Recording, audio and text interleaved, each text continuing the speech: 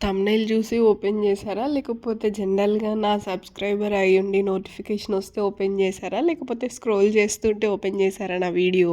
ఎలాగైతే ఏంది ఓపెన్ చేశారు కదా! సో, ఖచ్చితంగా చూడండి. ఇంట్రెస్టింగ్‌గానే ఉంటుంది. మేము ఇంకొక 3 డేస్‌లో వెకేషన్‌కెళ్తున్నాము. వెకేషన్ అంటే నార్మల్‌గా ట్రిప్ లాగా వెళ్తున్నామనమాట. ఒక 2 వీక్స్. సో, ఇంట్లో ఇన్ని ఎగ్స్ ఉంటే పాడైపోతాయి. లాంగ్ ట్రిప్ కాబట్టి అదే 2, 3 రోజులు అవుతే పర్లేదులే అనేసి అనుకోవచ్చు. ఎక్కువ రోజులు కాబట్టి ఇంకా వీటిని ఇమీడియట్‌గా ఏదో ఒకటి చేసేయాలి. ఇంకా తర్వాత మళ్ళీ ఫ్రైడే, సాటర్డే వస్తే అసలే తినకూడదని ఇంకా ఈరోజు థర్స్‌డే ఫైనల్‌గా ఎగ్ బజ్జీ చేద్దామనేసి అనుకున్నాను. ఫస్ట్ కర్రీ చేద్దామంటే టొమాటోస్ లేవు కదా అనేసి టొమాటోస్ లేకపోతే కర్రీ చేయడానికి బాగుండదు.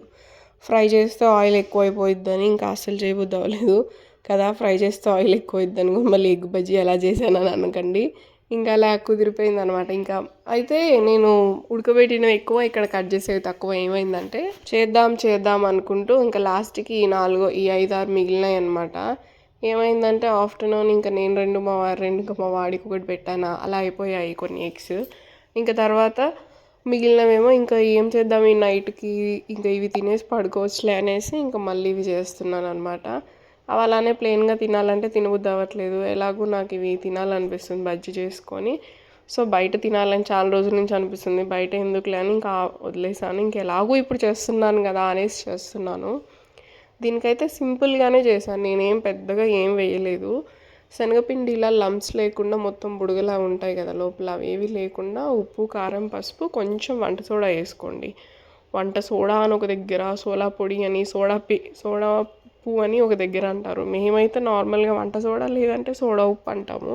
నేను చూపించినట్టు ఈ కన్సిస్టెన్సీలోనే మంచిగా వచ్చేలాగా చేసుకోండి మీరు, సరేనా? బాగుంటాయి టేస్ట్ అయితే. ఇవైతే అలా తీసి నా కెమెరా సెట్ చేసుకొని సరిగా అర్థం కాక అలా తీసుకొని ఆ కెమెరా స్టాండ్ని పట్టుకొని అలా చేశాను. సో, సరిగా రాలేదు. ఇది పొజిషన్ బాగాలేదని తర్వాత వేరే దగ్గర పెట్టి ఫిక్స్ చేసేసి ఇంకా ఇలా చేసేసాను నేను. ఇది చేసేది ఫస్ట్ టైం అయినా కానీ ఏ మాటకు ఆ మాట టేస్ట్ మాత్రం చాలా బాగున్నాయి. ఇవి ఆల్రెడీ బాయిల్డ్ ఎగ్ కాబట్టి, ఆల్రెడీ కుక్ అయిన ఫుడ్డే కాబట్టి పెద్దగా టైం ఏం పట్టదు. జస్ట్ 2 మినిట్స్ అంతే. 2 మినిట్స్ కంటే ఎక్కువ ఉన్నా అంటే ఇలా మాడి మసైపోతాయి మళ్ళీ. అది మాడి మసై బొగ్గు కూడా ఏం కాలేదు, నార్మల్గానే అయింది. ఫస్ట్ ఒకసారి టేస్ట్ చేశాను కదా, అదే ఇది మేము మీకు ఓపెన్ చేసి చూపిస్తున్నా. లోపలంతా బాగా మంచిగానే ఉంది.